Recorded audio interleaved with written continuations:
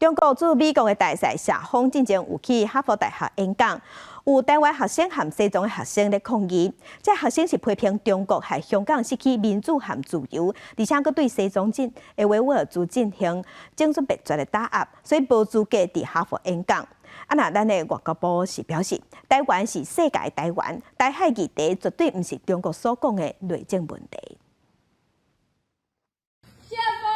You come to paint the illusion of a prosperous China, but your hands are painted with blood.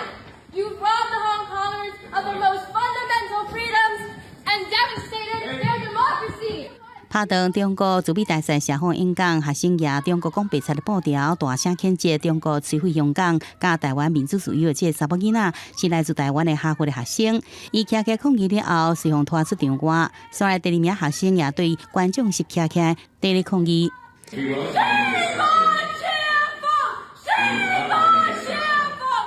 大话谢锋课题，另外一名女学生提出写“人民死亡”的报条，批评中国干涉伫西藏、同突厥斯坦的种族灭绝，和西藏人民也个维吾尔族人受尽折磨。谢锋演讲失败，互学生抗议。谢锋的讲稿除了讲到中国愿意甲美国做朋友，不过也要求美方伫台湾、香港、新疆、西藏、南海这议题上，莫干涉中国内政，损害中国的利益。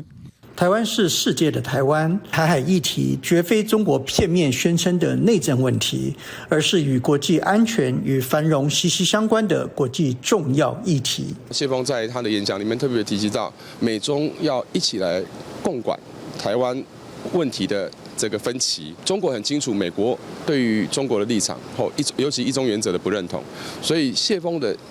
强调了这个所谓的内政事务，其实也是延续了过去中共对外的一套的说法。外交部佫再指出，两岸互不隶属，中华人民共和国将来不有一天统治过台湾，这是国际普遍认知的事实，也是两岸现状。记者综合报道。